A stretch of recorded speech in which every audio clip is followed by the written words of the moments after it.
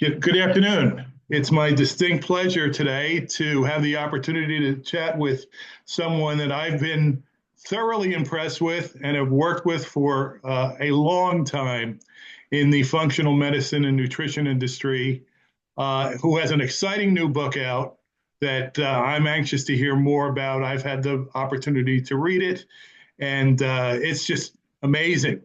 So let me introduce Dr. Dana Cohen, who has been practicing integrative medicine for over 25 years. She is currently in private practice in Manhattan. She is a nationally renowned internal and integrative medicine specialist whose multidisciplinary approach has helped successfully treat thousands of patients, and she lives in the New York area. Thank you for joining Hello. us, Dr. Cohen. Thank you. Thank you for that. So, my first question with this phenomenal new book is what was your motivation for writing it? Um, so my co-author is Colin Sapphire. He actually invented the NutriBullet. Sold that company, started a new blender called the Beast, found me from my first book, Quench, which was on hydration. And so we were talking for a year, trying to figure out how we're going to work together. He has this beautiful blender. Quench had a lot of blends and smoothies in it. And then finally one day I said to Colin, I said, "Do you want to write the book? You want to, I think it would be a great uh we would be a great team to write this together." And he said, "Yeah." And so we did it. I mean, Colin, he's a layperson. He's actually an accountant by trade, and lives this lifestyle and anybody who knows me, I prescribe this lifestyle all the time. And so we just decided that that was going to be our next step. And it turned into a little bit more than what we really thought. It was, maybe it was originally just going to be a cookbook, like making a smoothie book. And then I just couldn't do that. I wanted to add so much, whatever we could find in science, and then started looking into ultra processed foods. And it turns out that those are not good for us. And over 65% around there of our diets are coming from ultra processed foods. And I decided that every little step that we can take to improve that number is going to help with chronic disease and aging. And so that's how it all came to be.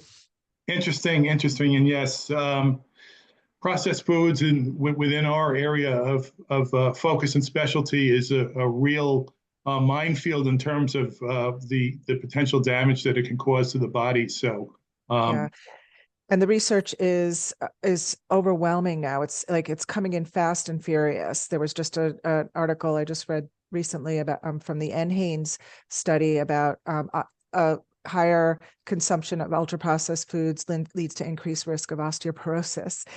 So it's pervasive, and the research is now really starting to back all that up, that we need to get rid of these ultra processed foods. And it's hard.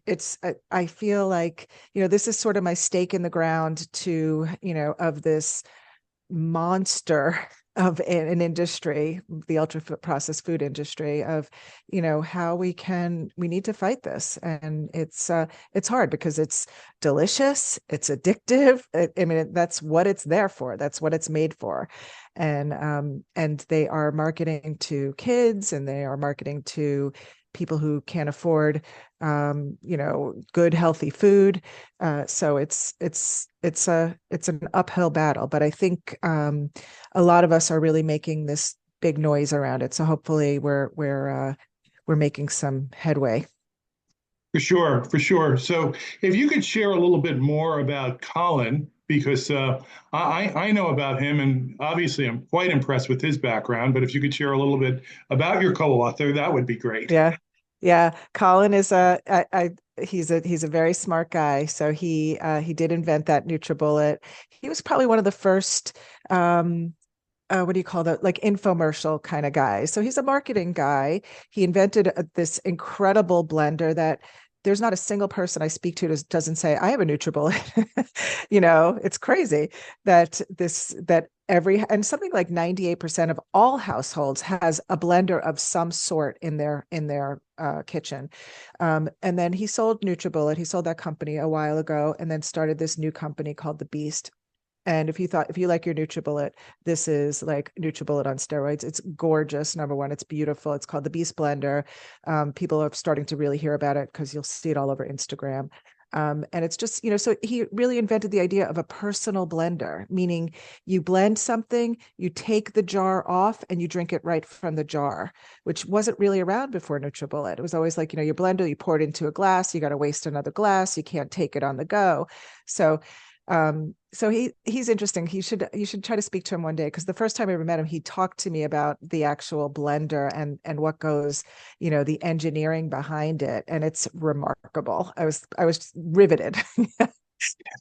Yeah, so he's also an engineer now, and he's an inventor, and not only that, he lives the lifestyle. He was a marathon runner, but hated vegetables, hated them, hates and still hates them, but goes and has his own garden, drinks a green smoothie every single day. He sucks it down, and is extraordinarily healthy. And he's the first to say he's in his early to mid 60s, and his blood work is beautiful and perfect, and he's super healthy.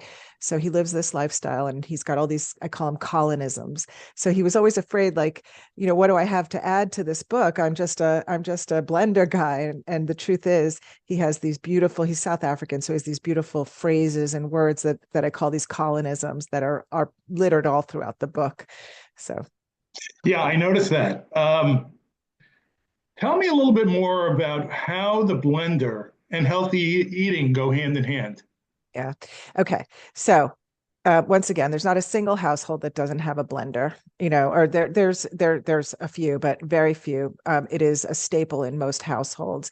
It's a really, really easy way to prepare a smoothie a day, and typically like a great way to start. And on the first page of the book, if you read no further and you take the first tip, is to have a blend every day. Start your day with a smoothie. If you do nothing else, most people who are not, who have never done anything like this before, lives change, because number one, you're getting rid of breakfast is probably the worst offender for ultra processed foods, right? Cereals and those kind of things. And you can't put junk into a blender. Like, nobody puts cake into a blender. You don't put Right. donuts into a blender. You can only fill it with real food. And so it's just a tool. It's an easy tool. It's fast. The cleanup is fast. Like, everything about it is just easy, and it screams ease and real food. And so that's the whole reasoning behind it. Smoothies have become a thing. I feel it's hard. I feel like, and especially talking to somebody like you, you've been in this business as long as I have. I always get really worried when I speak to my colleagues, because I feel like, oh God, there's going to be eye rolling. It's a smoothie. Like, we all know about smoothies. Yeah, we do. But you know what the truth is? We all need to be reminded of it. That's We all right. need to, right? And honestly, Greg, I go to so many meetings a year, and even the best of us, even the biohackers of the biohackers, don't 100% follow their own rules all of the time, right? We all have to live in this world. So the book is no deprivation. There's no diet. It's just being kinder to ourselves, really, just up leveling your nutrition every step of the way, wherever you can, and those small steps will make huge strides in your health. I know this to be true. And I also know, being in this business now for 28 years or longer, that diets don't work. It takes an extraordinarily rare person that I put on, let's say, an Atkins diet, who I worked for initially, to stay on that for the rest of their lives. It doesn't happen. And most people with diets and weight loss, it goes up and down, up and down, up and down, which I think is worse than, being a little overweight long term, and eating better and learning how to eat. And I also think that I'm going a little bit off on a tangent, but I also think that we teach people to have eating disorders. People now, that's not to say that somebody's going to come in to see me and they have a blood sugar of 300, that I'm going to put them on a low carb diet or a low sugar diet. They need to do that. They need to learn that. Or if they have gut issues, I'm going to put them on a low FODMAPs diet. The problem then is that long term, they don't know how to get out of that and eat a real whole food diet and what portions look like and what habits to create, because all they ever know is that, for example, low carb is the only thing that has ever worked for me, and that means like a ketogenic, really low carb diet. And then when I go off, I'm gonna eat everything I want to eat, and I'm gonna gain back all the weight, and then I'm gonna go on it again. And then when they do go off of it, they think that every grain is bad for them because that's what they've learned. So it's a vicious cycle, and it's a hard ask, but I do think that we need to make these little steps, and this book is really written for ideally the people who've never picked up a health book before. I would love people like, if you have a family member who is not the healthiest eater, start here. Like, this is a great way to place to start. That was exactly my observation as well. And when I first saw the book, I said this could end up in a number of different categories in a bookstore or other areas, because it is very much in layman's terms, but yet it touches on, for someone like you or myself who understand the nutrition industry, the key points that are extremely important. So you did a phenomenal job as far as that's concerned. Um, Thank you. Tell me a little bit about, because there was obviously a lot about the Beast and NutriBullet blenders.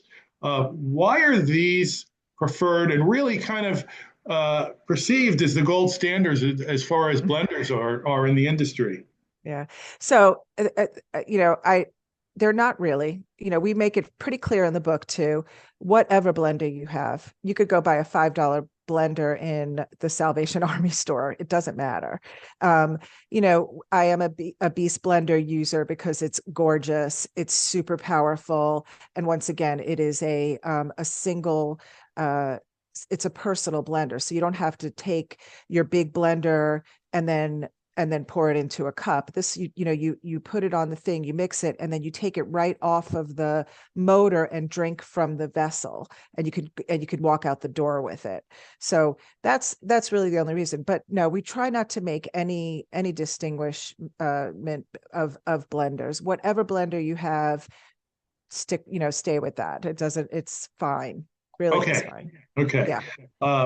got it.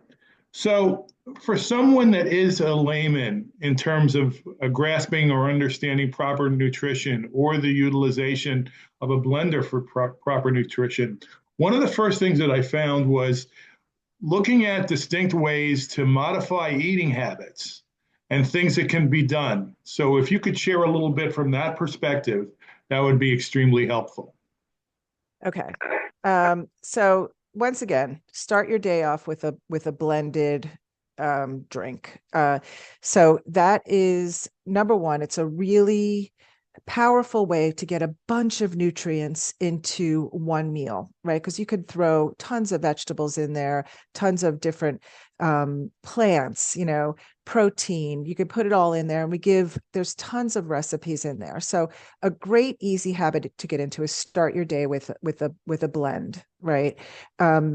It's that simple, and it's also, we talk about eating 30 different plants a week. There's some research that came out fairly recently about that people who eat more variety of plants, and I'll tell you what I mean by that in a second, have the most diverse gut microbiomes, live longer, live healthier. So 30 different plants means, people say, like, at first thought, you may be like, wow, that's hard. How do I get 30 different plants in a week? You can get 30 different plants in one single blend if you're using things like nuts and seeds, obviously fruits and vegetables, but spices, grains, like those are all any kind of plant is what we're talking about. And I also want to just say one thing. When I talk about blending, I am not by any means saying that you should be eating blended meals for every meal at all. We talk about using your blender to make condiments, to make sauces, to make dressings, desserts even. And then we have some really fun, unusual ways to use your blender. But that's a really good way to up level. And I'll tell you that the story one of the other, the first question you asked, why did I even do this? I completely forgot this. The story of why I wanted to do this is one day there's a steak sauce that I buy all the time and I love it. It is this delicious steak sauce. The only reason I love it is that it has horseradish in it. And I love, like anything with horseradish is my thing. I love it. And one day I decided to look at the label. I don't know why I never looked at the label before. I don't think I wanted to know. And I looked at the label, and the first four ingredients are four different types of sugars, including high fructose corn syrup and a bunch of other ingredients. And I was thinking, what am I doing? I know better than this. Basically, I could take, a natural ketchup and add horseradish and be just as happy, right? It's just the horseradish. Horseradish overtakes anything. So I decided to create my own steak sauce, which the recipe's in the book. And that's an up level, right? So I got rid of one processed food, very easily made a new recipe. And like I said, you could even use like a natural ketchup, like a Sir Kensington is a good brand, and add a little horseradish in there, and it's delicious. It's so easy, so I already forgot what your question was. I just No, want no, no. You touched on it already, and I guess the takeaway that I had from the book is it's probably a good idea to have one blended meal a day. yeah. Oh, yes, yes. You were talking about habits Yes. and food stuff. Yes. The other big thing is, my whole thing is about hydration. We have a whole chapter on hydration in this new book. My first book called Quench was all about hydration. And I think as far as health goes, the most important thing you can do before you start on any nutrition plan, before you start on any diet, even any supplement plan, always learn how to hydrate first. So habit building would be start your day with a big glass of water, right from your, keep it at your bedside, suck it down. You could put a little lemon in there if you like. You could put a little electrolytes. You could even put a pinch of real salt in there. Start your day with water. Great habit to get into, hands down. Other habits for as far as hydration, you could drink a glass of water before every meal. Just make it a habit so you don't have to think about it. Suck down that water. It's going to help you maybe feel a little bit fuller before you go eat your lunch. And it's just a way to get extra hydration in. And then the other part of my first book, Quench, is have a green smoothie a day. So these two books really blend together. It's one sort of, this is Quench talks about eating your way to hydration. It's not about drinking your water. It's more about eating your water. So now this is the eating your water part of it. Yes, and I actually had experienced this for myself as I had gone through some physical therapy for my knee, and the physical therapist said, "Man, your hamstrings are incredibly tight. Are you drinking enough water?" And I Mhm. was not.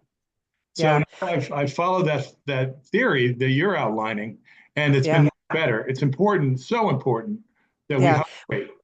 We talk going back to the first book too. We talk about hydration and your fascia, which is that soft the network of webbing that surrounds every single cell and every single muscle and organ in our body. And it's actually, fascia is actually a hydraulic pump. It moves water, it moves fluid through our body, which was never really talked about before. We only ever thought that fluid gets moved via blood and lymph. Now we know that fascia acts as a hydraulic pump. So when you move, you're moving fluid all throughout your body too. And if you're not hydrated enough, that fascia dries out and becomes stiff and not healthy and not fun. Yeah, and one of the things that we all, or most of us at least, are guilty of, we start our day with a cup of coffee, which is going to dehydrate you. And we're not, Wait, I have good news for you. Like we okay, could start. Yes, I have good news for you. Coffee is not dehydrating. okay, Um, so they've done studies and they've shown that anything over, and I keep forgetting to look this number up. I can't remember. The Quench was written almost more than 5 years ago. There's a specific number, and it equals about 4 cups of coffee. Now it's not 4 cups of Starbucks, but 4 cups of regular coffee. Anything less than that is not a diuretic, so it's not dehydrating. Coffee actually counts as hydration, and there's some really good healthy aspects of coffee. As far as the polyphenols and that kind of thing of good mold-free organic coffee, obviously, hopefully. Um, And so coffee is not dehydrating, but you still want to start your day with plain water. Just because I think that's the most easily assimilated form of liquid and nothing else in there. But coffee is turns out to be okay for us. Now, one caveat, if I were to drink 4 cups of coffee, I would be a nervous wreck because of the caffeine. So you need to, that doesn't give you permission to drink 4 cups of coffee because it can really affect your adrenals and that kind of thing. Caffeine's a drug. So we need to be a So, little so what do you careful. think is a healthy number in terms of cups of coffee a day? It depends on it depends on the person. I can't have more than 2 cups. If I have more than 2 cups, I'm wrecked, like just shaking and not feeling good. So people just need to know what their set point is. And it just there's so many other factors that go involved in that, looking at stress levels, looking at anxiety, those kind of things. So and early in the day, you definitely want to drink your coffee early in the day because of the caffeine. It can affect your sleep. So it's hard for me to give a number for anything. Even the amount of glasses of water you should be drinking a day, that 8 glasses a day is kind of BS. It doesn't really mean anything. Everybody has to know their own set point of when they're fully hydrated. And I will give people, so the best marker of that, it's not looking at the color of your urine. It's not it's there's no test, but the best way that you can look at it is your urine output. So we are meant to urinate every 2 or 3 hours during our waking hours, and if you're not doing that, you're probably not hydrated enough. So that's an important message, and people to really think about. I know there's days that I sit in my desk 8 hours straight and haven't gotten up once to pee, and I'm like, what am I doing? I know better than that. You know. Yeah, for sure, for sure. So there's a lot of phenomenal recipes in the book. Do you have a personal favorite or more than one personal favorite? I have a lot in there. I think I love. There's some crazy ones that are just coming to mind. Like we have a chicken salad recipe in there. How to make chicken salad in your blender. I mean, it's a bit of a stretch, but it's fun. Um, the steak sauce is definitely one of my favorites. A lot of the smoothies are just sort of, easy, especially the early one. The fruit forward ones. I do like. Um, Trying to think what are some of the other ones. Oh, what's interesting we do have in the book that I really wanted this in the book because we have lost the art of cooking. Everybody of us have. I teach people how to poach a fish, how to grill a steak, how to roast a chicken. Like nobody roasts chickens anymore. It's so much better than buying um chicken that you just don't even know where it's coming from, what's in there. So we've lost the art of cooking, and inherently I know that my patients who come in and say they cook for themselves mostly, they're inherently healthier than the ones that don't. And even though we live in New York City where you can literally get anything at your fingertips, you have no idea what's going in that stuff. So it's not we need to start cooking more for ourselves, and it's not hard. These recipes are not hard. So I love the roasting your chicken. I actually want to make a little tiny, like tiny book that's called How to Roast a Chicken for like a stocking stuffer, and have it, just I don't know. I think it'd be really nice for mothers to give their kids, or grandmothers to give their kids. You know. That sounds like a great idea. Um, so let's talk a little bit about travel smoothies because for many of us, we're on a schedule where we're consistently on a plane, we're in other cities, visiting clients, going to trade shows, things get busy, but we want to be able to have smoothies while we're traveling. So, what are your recommendations from that perspective?